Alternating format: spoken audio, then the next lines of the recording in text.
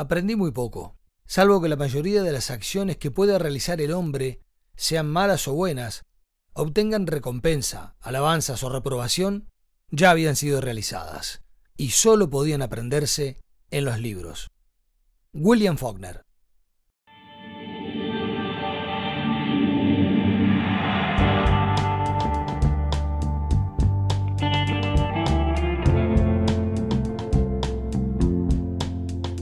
La Tierra Dividida. Conversaciones sobre libros.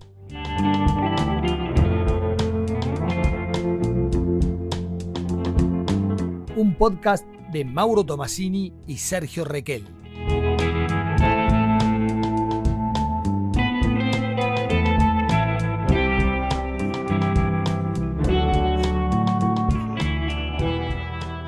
Sí, será de orden decir por qué la Tierra dividida, al menos. Bueno, dale. Bueno, adelante.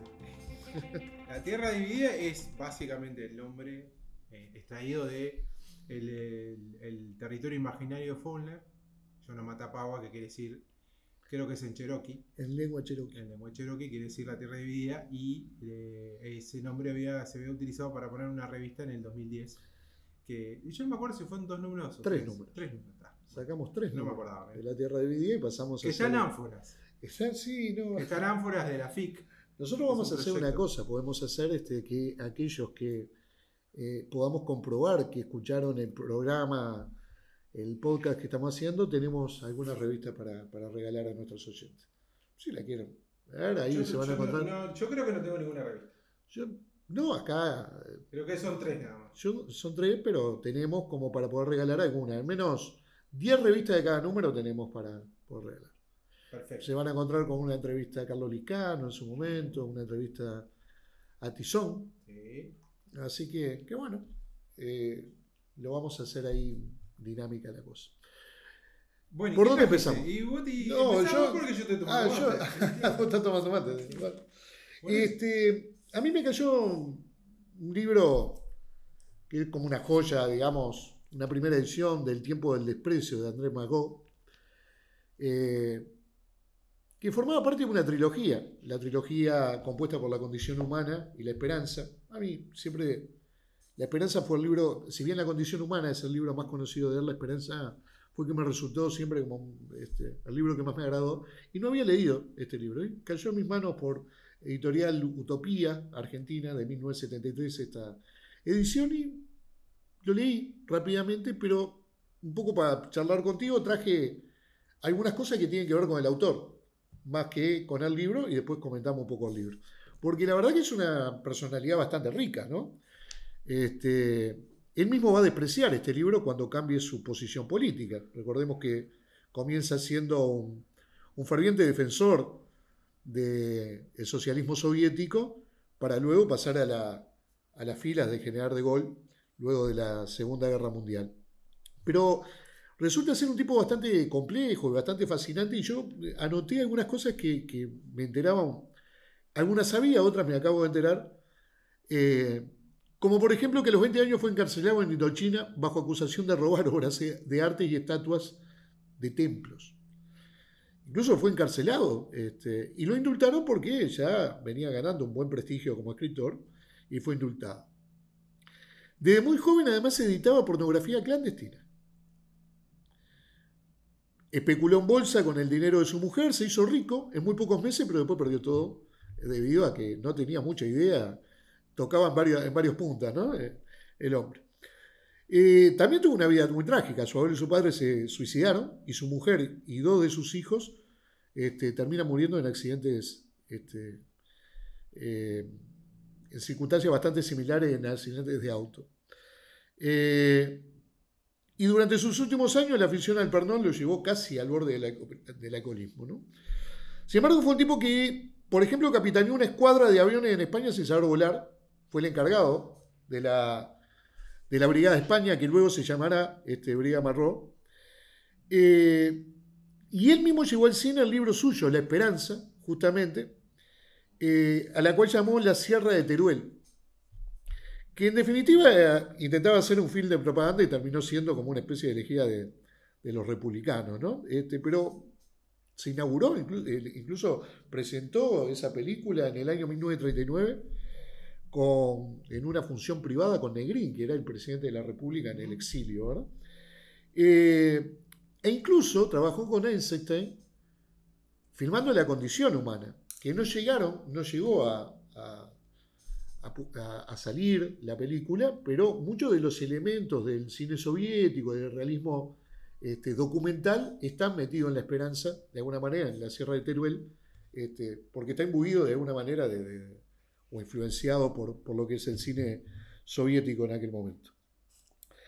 Se enamoró políticamente del general de Gaulle, a tal punto que él lo consideró una especie de mesías casi, que al decirlo de su hija, es su hija la que dice que el único amor de su vida fue el general de Gaulle. La pucha, ¿no? Y terminó siendo ministro de Información del gobierno provisional entre 1945 y 1946, y luego, cuando pierde las elecciones de Gaulle, se retira, y cuando vuelve a ganar, termina siendo ministro de Cultura. ¿Y en qué momento, no? En medio del Mayo francés. Nunca tuvo un buen vínculo con Sartre, ni con Simón de Beauvoir. ¿Quién tuvo, no? Pero además Sartre se oponía a la figura del héroe, ¿no? Que la ponía siempre a la figura militante. Además, cuando dice la sociedad que los militantes quieren edificar excluye rigurosamente a los desesperados y a sus magníficas generosidades, producto de que Sartre rechazaba a aquellos que peleaban en otro país incluso, como pasó con los Malraux en España, ¿no? Pero también se fascinó con la figura de Trotsky. Después tengo una opinión de Trotsky sobre él, o de Mao, al cual entrevista y en cual en sus antimemorias saca una entrevista inventada a Mao, pero de excelente magnitud. Es cierto, las antimemorias marrón. Exactamente. Un libro pesado. Un libro pesado que son 2 tomos y que acá circuló Antimemoria, que es el primer tomo de las memorias, de las antimemorias. Que, en definitiva, ¿por qué son antimemorias? Porque, en definitiva, él construye una memoria que es ficticia, de acuerdo a hechos que quiere narrar, ¿verdad? Como síntesis, Camus, cuando recibe el premio Nobel, reconoce que ese premio debió ser para el escritor francés, para Margot. En 1935 él viaja a Alemania con Schiller, y es ahí donde van a favor del dirigente comunista Dimitrov, que había sido acusado por los nazis de incendiar el Reichstag, y la experiencia le inspiró El tiempo del desprecio, justamente. Es un relato breve, que se publicó en una revista, tendrá unas 60 páginas, que sigue un poco la línea de la narrativa francesa, lirismo, ritmo, forma, profundidad. Pero es un libro que fundamentalmente es el gran debate de él cuando el protagonista de la novela, Kastner, cae preso por la Gestapo. Lo encierran como por haberlo encontrado en un domicilio retirando unos documentos que comprometían a un grupo de compañeros. La novela es muy simple, ¿eh? Es eso, es Kastner encerrado, torturado, y la desesperación de él entre no caer bajo el régimen de la tortura, algo que después lo vimos muchísimo en la literatura posterior y sobre todo latinoamericana, pero en 1935 es casi como emblemática esa obra, porque primero es la primera obra que denuncia el nazismo en un momento donde el nazismo era visto en Europa como algo no tan malo, ¿no? Y él lo denuncia fervientemente.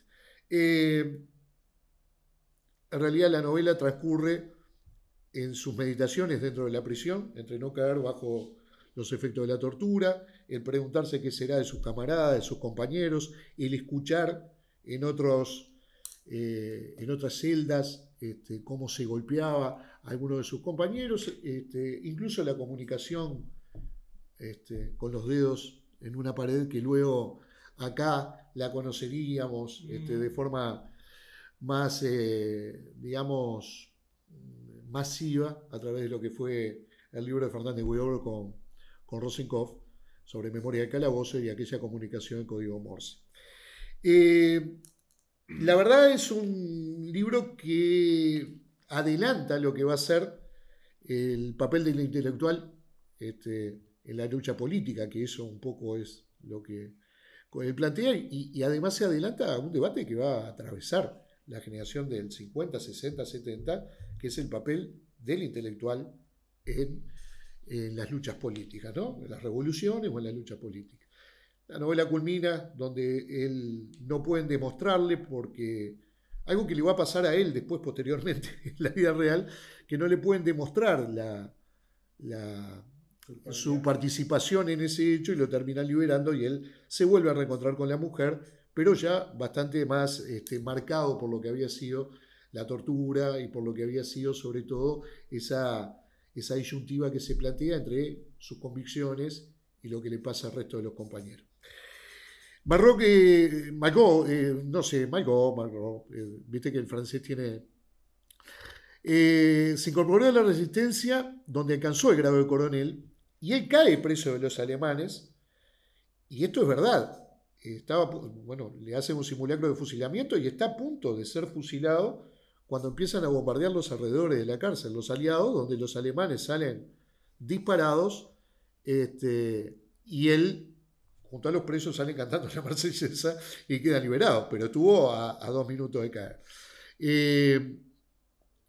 No encontraron su expediente incluso, y cuando corría serio riesgo, él muere en el año 76 rodeado de libros, obras de artes y gatos, y pasó sus últimos años viviendo en solitario en el castillo de Vigues-Levisson, donde fue casi como una figura política de referencia de aquellos momentos, y que de hecho todo esto se resucitó, esta discusión sobre él, cuando fue trasladado sus restos al Panteón de París en el año 20, fue por ahí, fue bastante cercano acá en el tiempo.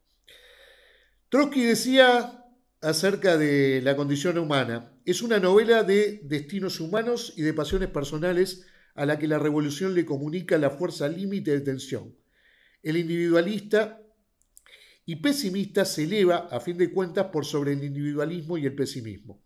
Solo un gran objetivo supraindividual, por el cual el hombre esté dispuesto a dar la vida, otorga un sentido a la existencia humana. Tal es el significado último de la novela, que se extraña a la didáctica filosófica y que es, de comienzo al fin, una verdadera obra de arte. Sobre todo cuando se plantea ese escenario de debate entre la novela que respondía al realismo socialista y aquella novela que el propio Malraux opone como concepto, ¿verdad? Para terminar un poco con esto, para los comunistas terminó siendo alguien que peleó del otro lado de la vereda en la Guerra Fría.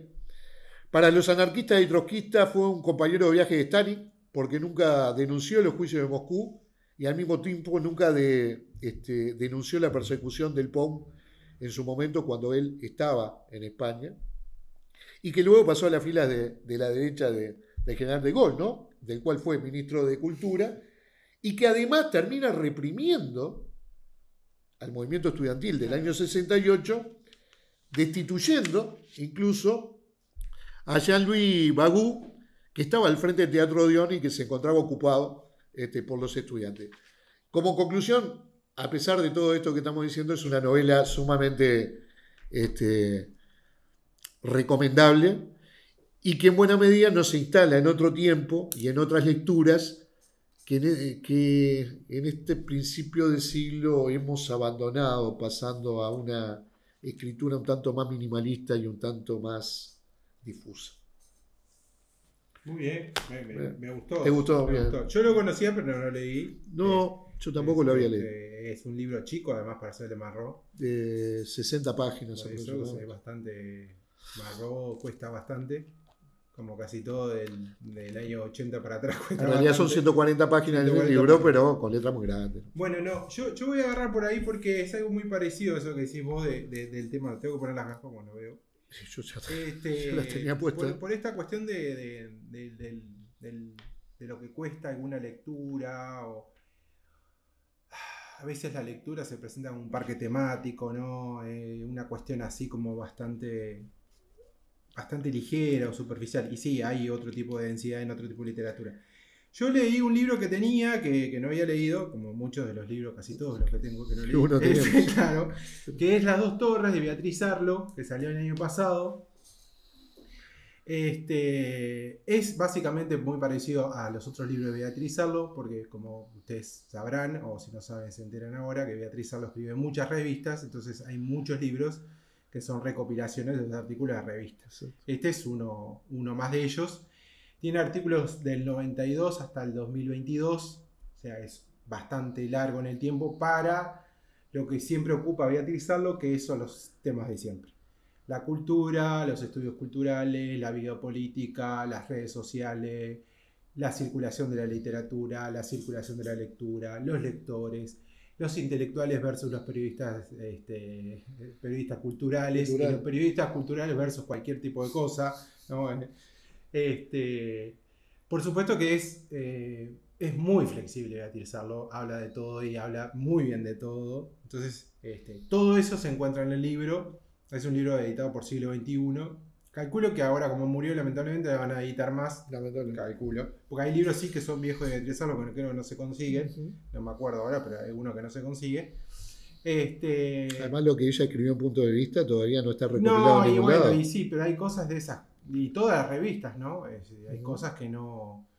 Sí, Punto de Vista destacado porque fue quien la dirigió. Yo no sé cuántos tomos sería solamente los puntos de vista, o de los libros, digamos, ¿no? Entonces, y bueno, y además en estos últimos que estaba escribiendo, Tiempo Argentino y todo eso también, ¿no? O sea, ahí más se pierde todavía. Entonces hay un montón de cuestiones, de temas que se tocan que están divididos por partes.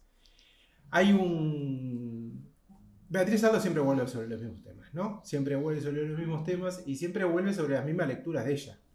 Es decir, Walter Benjamin, Raymond Williams, Karl Marx, ¿no? Hay un artículo de Karl Marx, que uno dice, un artículo sobre Karl Marx ahora leerlo, y es absolutamente fascinante, sobre el Capital.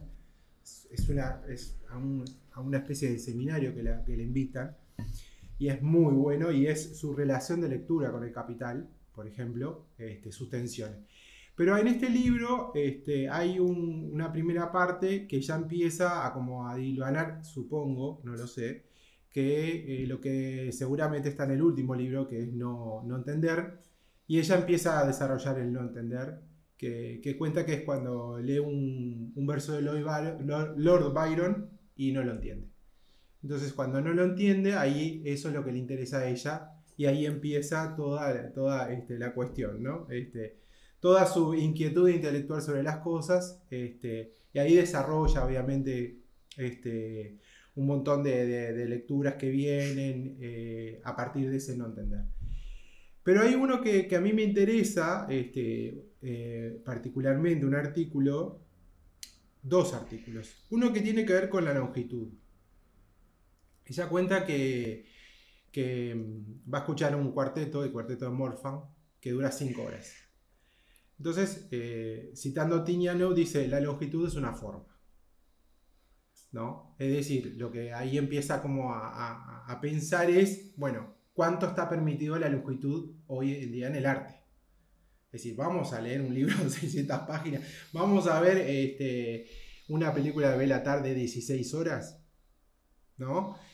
Y eso a mí me parece muy interesante, inclusive hay un libro de Alan Pauls, y lo analiza para ver si realmente corresponde que tenga 600 páginas o no, lo desmenuza mucho. Y es muy interesante eso porque tiene que ver con capaz que lo que estamos haciendo hoy acá, digamos, por el desplazamiento que hay a lo corto, a lo rápido, ¿no? Y hay una cosa que ella, con otros artículos, en otro artículo ella dice que el arte y la literatura ha pasado, o la literatura como un lenguaje escrito, ha pasado a ser mucho más declarativo que realista. Siempre tiene que haber un mensaje, tiene que haber una declaración, y sobre todo relacionado con un grupo determinado, ¿no? Por supuesto también se mete con el género ella, los pliegues de género, es muy buen artículo ese. Pero es interesante esto de lo de la longitud porque tiene que ver con la falta de argumento. Casi todas las obras que nosotros tenemos que leer hoy, o casi todas las películas que vemos, todo el mundo pregunta, ¿cuál es el argumento? Y en realidad tiene que ver con la forma, y ahí es donde se ha perdido eso que vos dijiste recién, ¿no? La forma. En realidad hay muy pocas obras, podemos decir del 80 para atrás, que tienen un argumento bastante débil, si se quiere, que es la forma, que es el tiempo, que son los recursos, es la poética, que no tiene, o sea, no, y esto yo lo traigo mucho porque es muy usual últimamente que te digan que no le gustan los spoilers, ¿no? Los spoilers es, no me cuentes cuál es la película, ¿no? Y a lo cual, claro, o sea, ¿qué te voy a contar de Titanic? O sea, es decir, pero eso tiene que ver con esto, ¿no? Con el tema de la duración.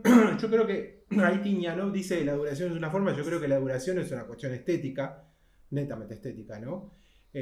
Como uno, bueno, por suerte los dos nos hemos parado enfrente de Guernica y la verdad que es una experiencia estética, o sea, yo no lo podría explicar, pero sé que eso es una experiencia estética, ¿no? Entonces, esto es lo mismo, ¿no? Y aparte de Guernica está grande, está muy grande, enorme. Es enorme. Y eso yo lo tomo con esto de las cuestiones de esto de la superficialidad y bueno, y esto también del argumento.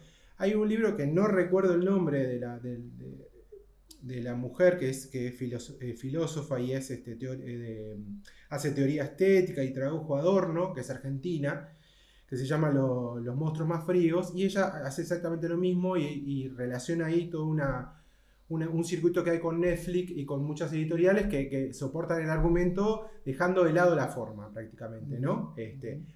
Y bueno, y a mí me interesaba eso y sobre todo esto de la forma que me lleva a un autor, porque tiene otro artículo sobre Ceval. A ella le gusta mucho Ceval y a Susan Sontag le gusta mucho Ceval. Y a mí Ceval es un autor que me gusta y no sé por qué mucho me gusta, pero es un autor muy digresivo, muy difícil. Muy complejo. Muy complejo, pero uno después que lo lee sabe que ahí hay algo y no sabe muy bien qué. Y creo que es eso lo que dice Beatriz, ¿no? De alguna manera. Yo no pude terminar de leer de vuelta a lo que tengo de Ceval, solo casi que llegué al 60% de Austerlitz, pero sí traigo, ese es el segundo libro que traigo, yo ya lo dejo. Es Austerlitz es un niño que va a vivir con un cura y su esposa a Gales, un niño que corre el nazismo y después se entera que obviamente él fue exiliado, etcétera, etcétera, ¿no? Pero si uno lo lee prácticamente, digamos, si se puede decir la trama, es nula, nula. Es como una especie de viaje narrativo, ¿no? Una intervención narrativa sobre cosas que en un momento se pone a hablar de los ferrocarriles y la arquitectura, ¿no? Y hay una cosa para terminar que Sontag dice, Sontag escribió sobre él y no pude encontrar dónde escribió sobre él, no sé dónde es, pero sí yo sé que escribió sobre él, pero sí, no, los libros de ella no. Sontag es otra de las que no tiene todo recopilado, porque hay muchas cosas en el New York Times, en el complemento del New York Times, pero Sontag dice una cosa que a mí me pareció muy bueno, que dice que Ceval escribe y produce ruinas. Y las ruinas en realidad son accidentes estéticos. ¿Salen bien o salen mal? Y creo que eso Ceval. Y eso me parece que les gustaba a ellas dos, evidentemente, ¿no? De Ceval. Y yo, bueno, traigo ese, lo pongo sobre la mesa, ese libro de Austerlitz y los demás que lean de él. Hay un libro muy chiquito que es Breve Historia Natural de la Destrucción. Maravilla. Ese libro es una maravilla. Lástima que está muy agotado ese libro. Maravilla. Pero es una maravilla. Y es otro de los autores que, como vos trajiste ahora, Malraux, es otro de los que cuesta, pero que bueno, que son lecturas como, no sé, para mí obligatorias. No sé muy bien por qué estamos haciendo el podcast, pero una de las cosas del podcast no es que ustedes vayan a leer estos libros. En realidad acá estamos como proponiendo incógnitas sobre algunas cosas para que después vean qué se hace o qué no se hace, pero digo, no hay que ir a leerlo. Pero si pueden, y de hecho en la feria sale muy poca plata Austerlitz, porque es un libro que no ha tenido una gran salida. No tiene una gran salida. Y bueno, y ahí quedé en eso. Pequeña historia de la destrucción es una maravilla.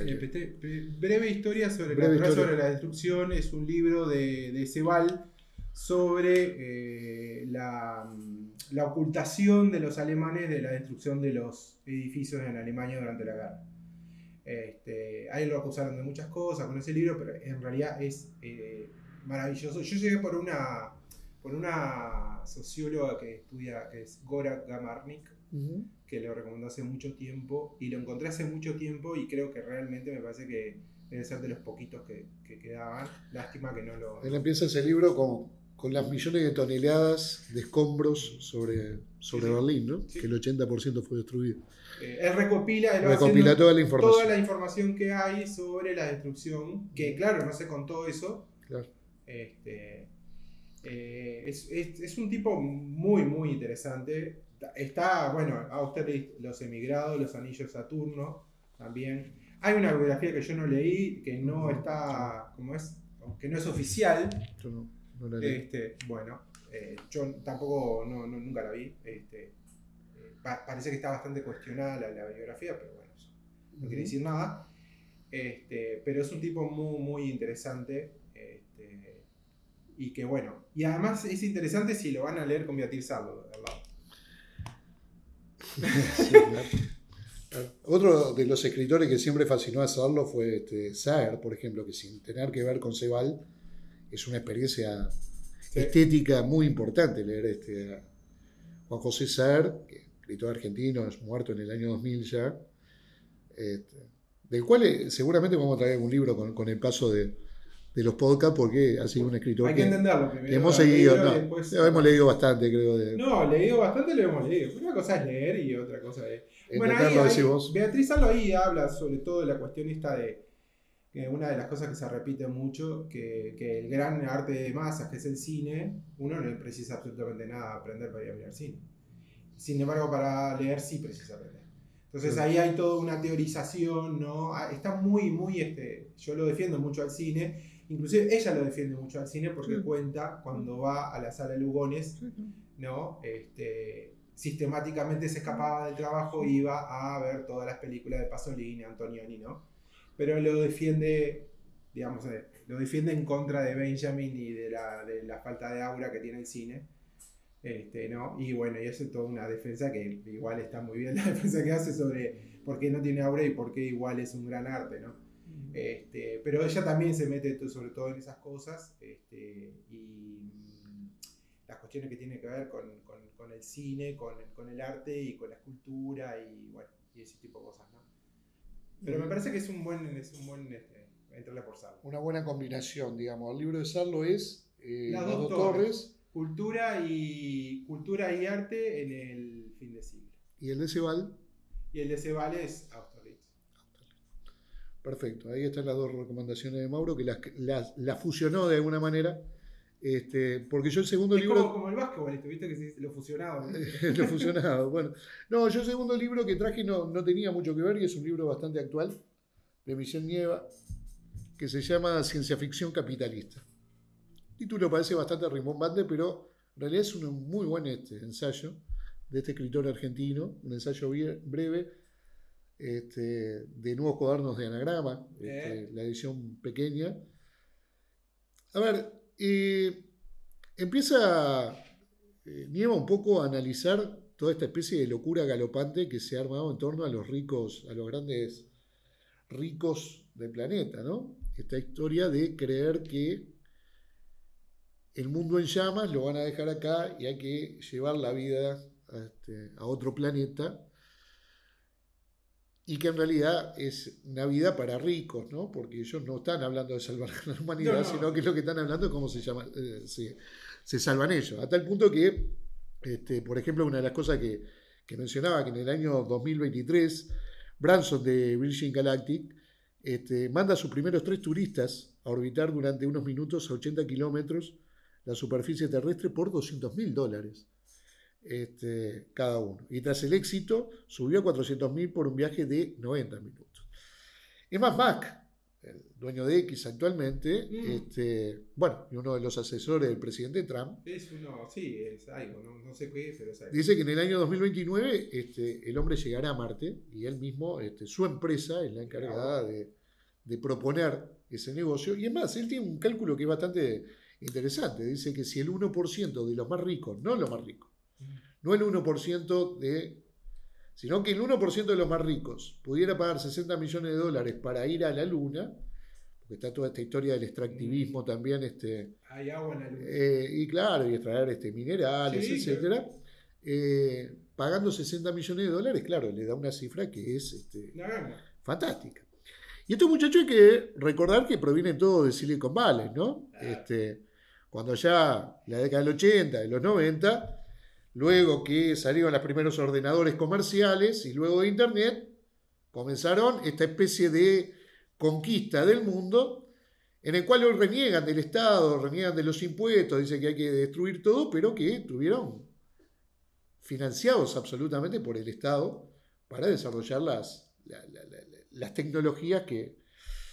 Pero lo que hace Nieva, de alguna manera, es vincular la fuerza de la ciencia ficción en estos súper ricos. Por ejemplo, dice, los grandes ideólogos de la ciencia ficción dura, la más científica, si se quiere, provienen del ámbito científico. Por ejemplo, Asimov, químico, Clark, físico y matemático, Clement, astrónomo, Heinlein, ingeniero aeronáutico.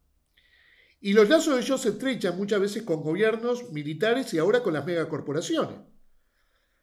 Werner von Braun, ingeniero nazi que llegó a ser fundador de la NASA, le daba a leer a Kennedy libros de Clark para convencerle del desarrollo de una agencia aeronáutica. De hecho,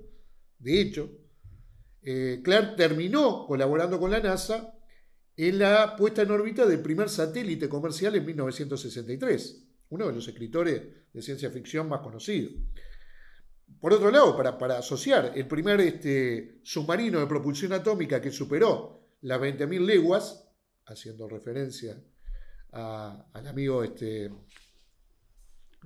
Verne, justamente ese submarino se llamó el Nautilus, haciendo referencia a... Paul Allen, por ejemplo, cofundador de Microsoft, era devoto de Robert Heinlein y lo tiene como uno de sus... El fundador de Amazon, Bezos, es un fan de Douglas Adams y Max tiene como motores para colonizar el planeta rojo dentro de su delirio la trilogía marciana de Kim Stanley Robinson, o casualidad, un escritor identificado con la izquierda, ¿no? Y al héroe filantrópico de fundación de Asimov. De hecho, el primer viaje espacial que hizo Mac mandó el texto fundación en la nave, con esa idea de que algún día, digamos, va a sobrevivir el texto encima de quien lo vaya a encontrar con el tiempo, ¿no? Y ahí están también los súper ricos haciendo tratamientos para...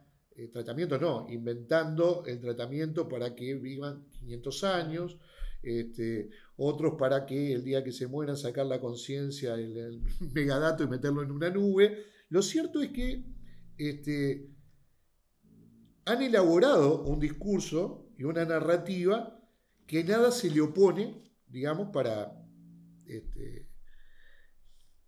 a eso. De hecho, dice el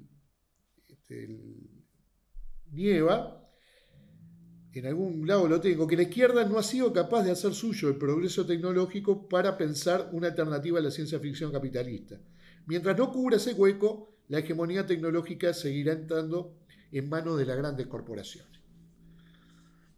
Y ahí sale todo el tema también de la extracción del mineral, esto del litio, que el litio fue pensado para celulares, no para baterías de 70 kilogramos, como ahora necesitan los autos Tesla, por ejemplo, que digamos, a la larga lo hace inviable, y que bueno, ahí hay una experiencia de estos ricachones que, bueno, mientras arde el mundo producto de muchas de sus políticas extractivas, pelarse y ver cómo el mundo está en llamas, digo, desde una ¿no?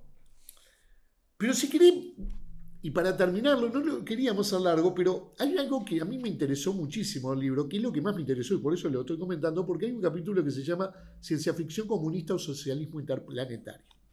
Y yo sinceramente esto no lo sabía, y por eso quizás es que me causó tanta... Volviendo a aquella frase de Fisher, o que se le adjudica a Fisher, que es Es más fácil creer el fin de... Esa frase no es de Fisher, No, es de Jameson. Es de Jameson, por eso había... Es de Jameson. Ahí va. Que es más fácil creer en el fin del mundo que en el fin del capitalismo y aquella frase de Margaret Thatcher, ¿verdad? Que no hay plan B y ahora, bueno, ¿no? Dice, sin embargo, ¿qué pasa? Dice en este capítulo, es que al menos dentro de la Tierra no pareciera haber una alternativa consistente de exploración espacial que no sea una monetización por parte de las más grandes megacorporaciones. Sin embargo, ¿qué pasaría si en esta alternativa no emanara de la Tierra ni tampoco de la humanidad, sino que facilitaran desde insondables confines galácticos civilizaciones extraterrestres? Hasta ahí, bárbaro, ¿no? Por inverosímil que parezca, acá sí viene la novedad para mí, no lo sabía. Esa fue la apuesta de la Cuarta Internacional Posadista, una corriente obrera trotskista fundada en 1962 por el argentino J. Posadas, y que vaticinaba que los extraterrestres traerían el comunismo a la Tierra y a todos los planetas del espacio. Pero va más atrás la historia. Igual no me extraña, después que uno lo lee, no le extraña. Pero ¿para qué no leímos nada todavía? Al menos, para mí, vuelvo a decir, es mi ignorancia del tema. Para dar contexto, dice, digamos que el primer contacto entre el marxismo y la ufología sucedió en 1920 en un legendario encuentro entre Lenin y Wells. Invitado por Máximo Gorki, el escritor inglés viajó primero a San Petersburgo y luego a Moscú a conocer de primera mano la flamante Unión Soviética, experiencia que dio testimonio en notas de prensa que se recopilarán ese mismo año en un libro. Durante su estancia en la capital, gracias a la intermediación de Gorki, logró concertar una cita justamente con Lenin, ¿no? En el convite, acaecido en el Kremlin, los dos hombres hablaron de política, de literatura, del futuro de Rusia, de las novelas de Wells. Lenin expresó su preferencia por La máquina del tiempo, cosa que coincido, ¿no? de todos los libros de Wells. Y en cierto momento de la extensa charla, Lenin se permitió discrepar sobre la visión pesimista de los alienígenas plasmada en la célebre La Guerra de los Mundos. Al contrario de la caracterización de la novela, en la que los visitantes emprenden una conquista tan sanguinaria como la del colonialismo inglés, el líder soviético se arriesgó a especular con que, si existieran civilizaciones extraterrestres más avanzadas que la nuestra, estas serían, de acuerdo a la doctrina marxista, del avance indeclinable de la historia, sin duda, ya comunistas. Entonces, el contacto con ellas traería inconmensurables beneficios para la humanidad. Por último, agregó el líder soviético, si triunfamos en encontrar seres inteligentes de otros planetas, todas nuestras ideas filosóficas, morales y sociales deberían ser modificadas. Nuestras potencialidades se harían ilimitadas y pondrían fin a la violencia como expresión inexorable del progreso. Esto lo decía Lenin, ¿verdad?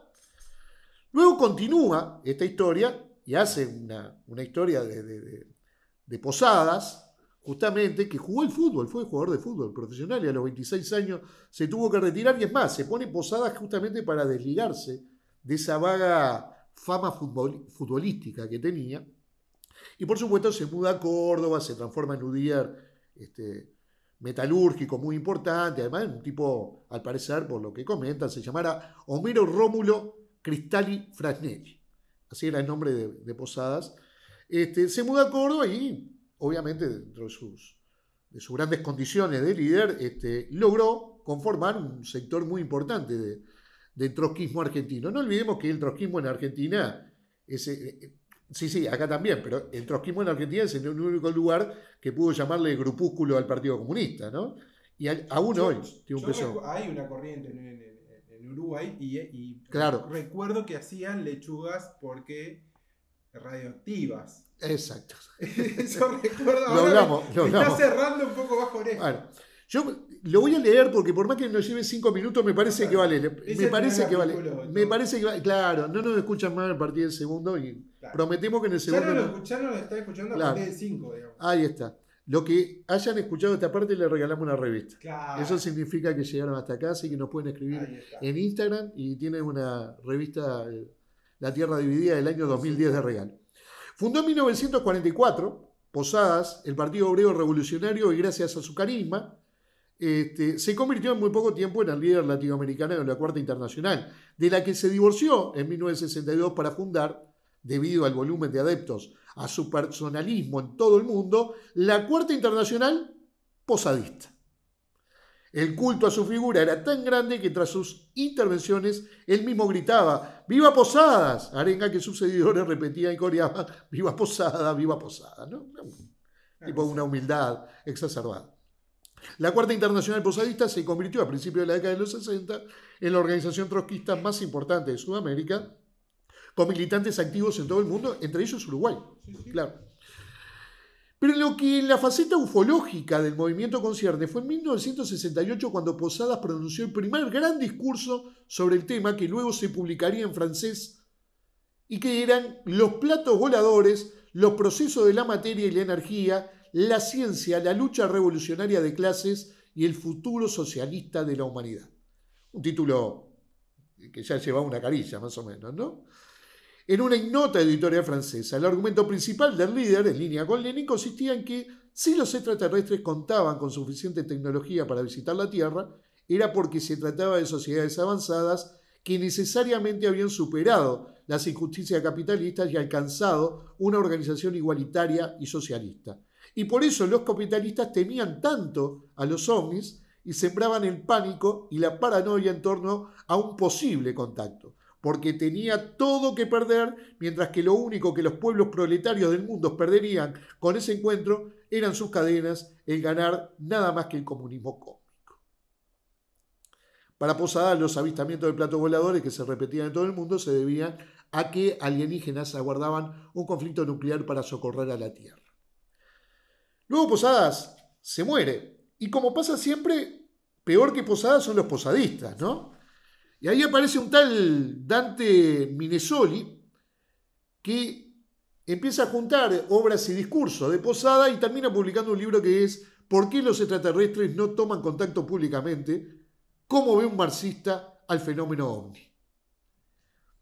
Y dentro de esto, 403 páginas tiene el libro, no podemos encontrar con la teoría de que ya los ovnis visitaron la Tierra y contribuyeron con el Imperio Maya, Egipto, pero con la misma idea de que están mirando que la catástrofe llegue para intervenir y salvar a la humanidad y de esa forma contribuir. Pero, y con esto voy a terminarlo, porque si no podría hacerlo, yo había algo que no me acordaba, y que es que en 1966 el Ejército Zapatista de Liberación Nacional fundó una comisión intergaláctica que convocó a civilizaciones extraterrestres en contra del neoliberalismo para que se unieran a la lucha de los pueblos indígenas de Chiapas.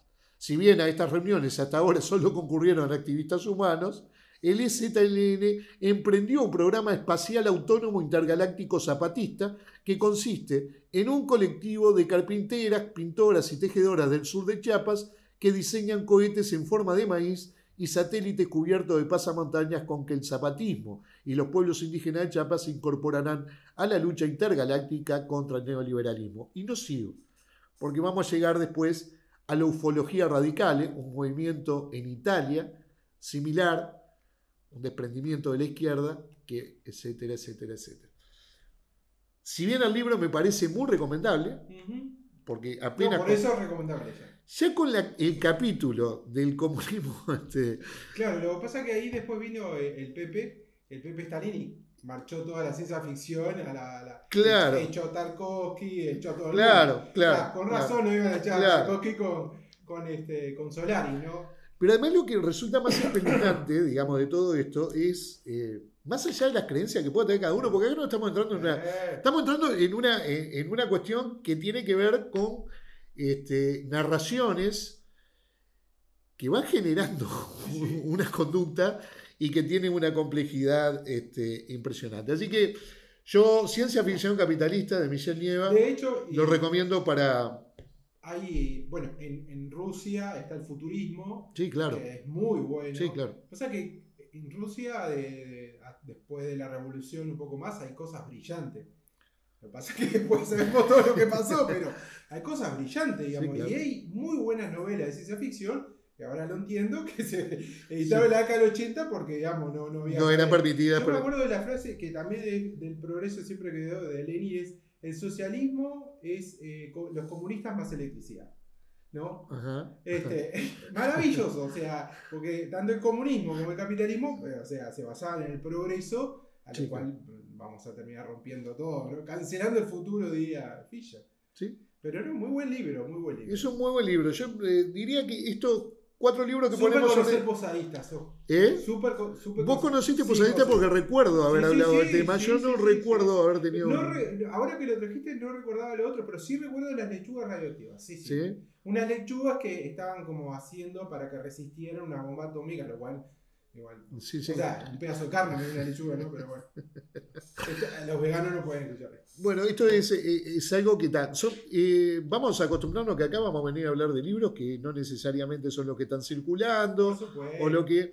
Acá vamos a tener este tipo de charlas de libros que son más a veces hasta una terapia que compartimos que una recomendación. Simplemente son inquietudes que largamos y que aquellos que lo quieran leer. Sí, el de Nieva está en el mercado, sí, el de Sarlo está en el mercado. Sí. El de Ceval puede estar usado. El tiempo del desprecio de Marró, de pronto. Salió en el anagrama el formato nuevo. Por lo pronto, Austerlitz y está. Bien. Que es muy linda, de hecho. Edición. La edición es muy linda. Y Mayó, digamos, el tiempo del desprecio no lo pueden encontrar algún usado. La esperanza sí se encuentra. La esperanza se encuentra y se encuentra la condición humana, que bueno, es parte de. Las memorias yo las tengo. Él decía que las sentimemorias. Está grande y ese es un poco más complicado encontrarlo. Sí, no, es que no se encuentra. Casi es de Ediciones Sur. Las antimemorias. Exacto. Y es más complejo encontrarlo. Aunque la esperanza está.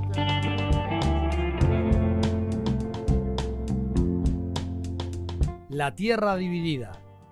Conversaciones sobre libros.